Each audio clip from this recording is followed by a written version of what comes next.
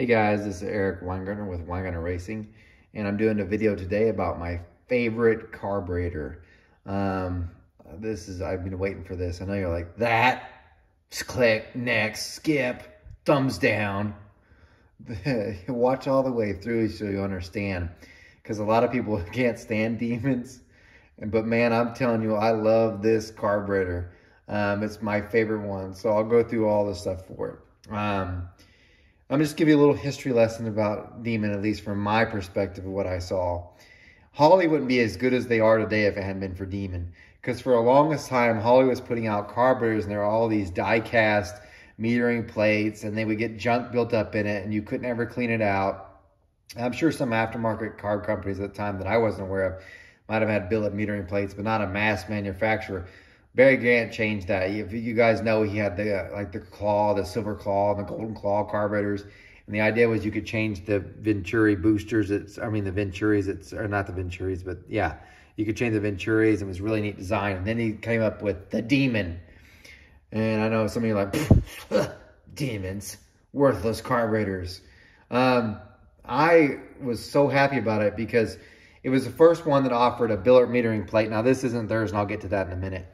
It offered a billet metering plate because I saw a ton of Holleys that would break off the ears from people over torquing, and you used to be able to get them for pretty cheap and just hope that they sealed, or if it wasn't on this one here, because that's where your throttle bracket would go. Also had billet metering blocks, and it had removable air bleeds, and Holleys that were all pressed in at the time. So they had the HP series, but it was all die cast. It was crap. They didn't even have sight plugs, so you had a little screw you'd undo for the fuel level. And you're like, well, this one doesn't. I'm going to show you this side.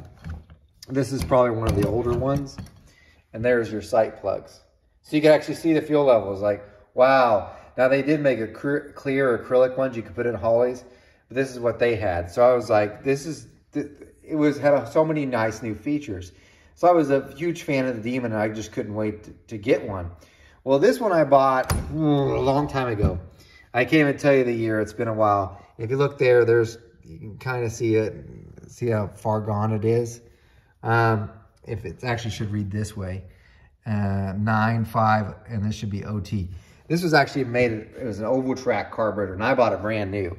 But I bought it because this was a 1000 CFM 4150 methanol carburetor. And I was like, okay, because even then, Holley's methanol carburetors, and if you know anything about methanol, it collects moisture and it oxidizes real easy. The methanol Holley carburetors at the time were all die-cast metering blocks. They get crap in them, and then they wouldn't run worth a shit, and you just couldn't get it right.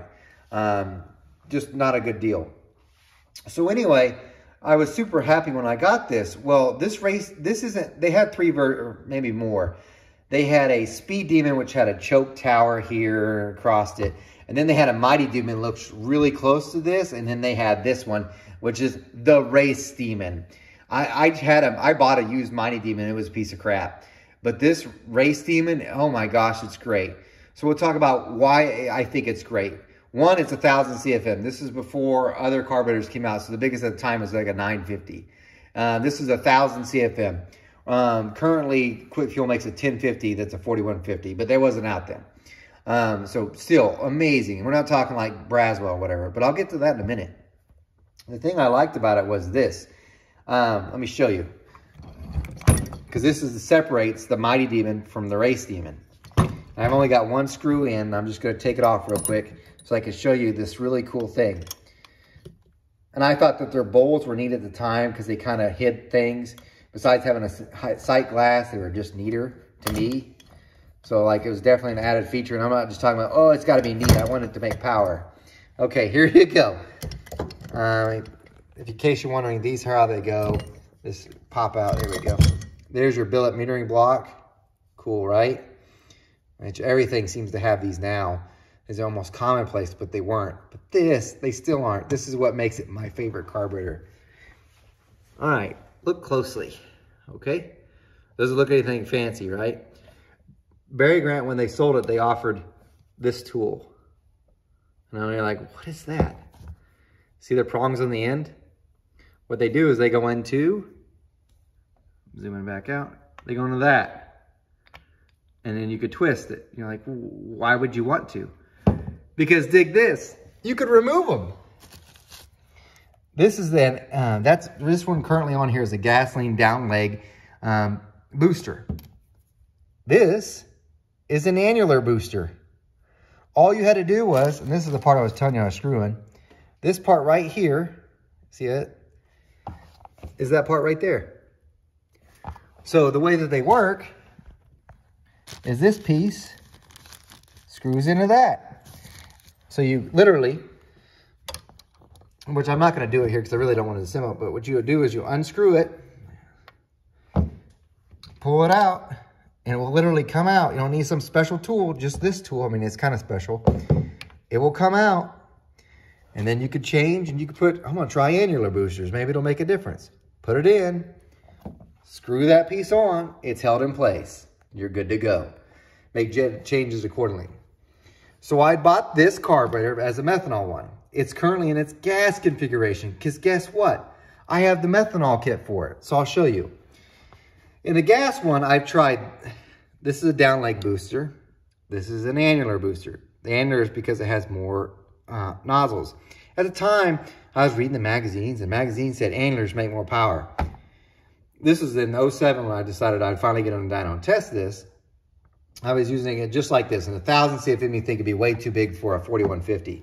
Well, when you put the annular, 1,000 CFM is too big for a 355. But when you put the annular boosters in, it reduces the CFM because obviously it's blocking some of the airflow. And it knocks it down to like 830. Well, I figured, well, better atomization, smaller carburetor, perfect for this 355 for the Engine Masters. And trust me, got the jetting and everything exactly the same. Going to the down leg, it picked up like 8 horsepower. And you're like, well, that's just the dyno. I actually tried it at the track too. I had a 79 Malibu, which was the rust bucket. I mean, bad. Luckily, that thing didn't kill me. But anyway, I put the engine in it. And the only thing we did was changing from the annular boosters to that, and it gained 2/10. So quite a big difference. And I had the jetting, all I did with not just the boosters, I also changed jets so the air-fuel ratio would be exactly the same. Loss. But I still keep them because, I don't know, you never know. Maybe on some other combination it'll work out. Okay. Now, I know I posted a ton of videos about my 355. I tested it on methanol because I had this carburetor on it. So when I started off the dyno pools, it was like this in the gas configuration. It was like pump gas 91. Then I put race gas additive into it, brought it up to like 100 octane. Then I switched to methanol using the same carburetor. So here's how you do it. This is the booster for methanol. Now it doesn't look that much different from the one that's for gas, except for the hole. Which I'm not going to pull out my gas one. Sorry, so thumbs down or whatever for the guy who wants to do it. But this hole and this booster is dramatically bigger than that one. That's one thing. So what you do is you want to switch to methanol. You pull this off. You change all these out. You put a different one in. Doesn't take long at all. Different metering plates. The black means for methanol. Okay. The squirters get changed because obviously when you're on methanol, your squirter is going to be different. So this is like I can't even read it right. I can't read it. Neither does camera, can't focus. I can't even read the signs on it sold, but they still work. But anyway, change them out. Boom. That's it. Then you also change your, on the fuel bowl itself, you change out to alcohol, needle, and seats. And then you're like, is that all? No. These are the air bleeds, and you change those. That's this. So just to recap, just switch it over, which I could do at the track. The only thing I'm really scared about is dropping these into the engine. So I cramp towels in here so nothing gets in there. So I'm so paranoid about that. But anyway, you change the bleeds, change the boosters, change the squirters. Also, there's a screw that goes with it too. That's, I think, somewhere in the bag. Because the one screw, there's more bigger hole for the fuel to flow through. Change that. Change the metering blocks. And you're good to go for methanol. That's it. Pretty simple. Oh, sorry, and the boosters. That's what I described. I think it took me 10 minutes, tops, which, great. So I was able to go back and forth. So the idea was I'd run this on the S10, but I really want to try out fuel injection. Now, I know some of you are saying, well, this is not a demon part. You're right. The one thing Demon didn't do, and it wasn't until Holley made their XPs that they finally got the idea, wait a minute, some people would like to put a 4150 carburetor on a Dominator flange. We can do something about it, slot the holes. So Holley was the first, but this is actually a quick fuel base plate. So all I did was buy a quick fuel base plate and switch out the Demon one and put this on. That's the only reason why it's there. The reason why is so I can run it on both 4150 and 4500 intake manifolds. So, you're like, well, that's great and everything, but how'd it perform? This has been my dyno carburetor, and I've used it for several different things. And I'm going to tell you about all the carburetors it's beat. Because every time I get this out, I'm like, I'm going to try this one. And like, yeah, it's going to lose. And every time we're on the dyno, it doesn't. It doesn't disappoint. It usually makes more. So on the 540, we had rules, 540 big block Chevy. For one of the engine masters, it had to be a 4150 carburetor. I bought this insanely expensive Braswell. It had moved the bore centers and stuff. It was flowed way more air than this thing. It was down. This Demon beat it by, I think, 5. Now, I will say the Braswell was up on torque by about 8 over this. But over the entire curve, the averages, the Braswell beat it by 1 or 2. But it was like a good 300 CFM bigger, far different, and way more expensive. Like I said, I think it was like $1,500. I tried it on another engine and the Demon beat it. So it is what it is. And in fact, we tried it on a 496 and this one beat it. Then also I had, let's see, a quick fuel 1050. Nope, this one beat it. And there's been just about every out of the box carburetor this one's beat.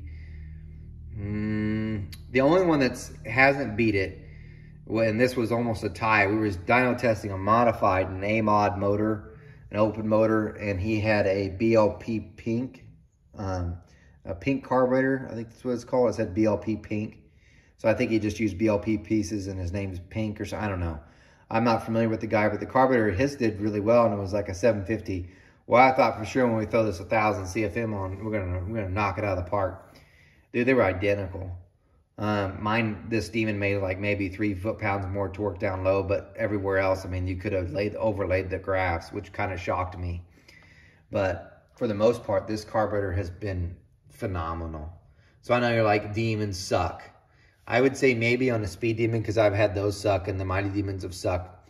But you can't even find these race Demons anymore. If you can, scoop them up, because they're amazing to me. It's my favorite carburetor.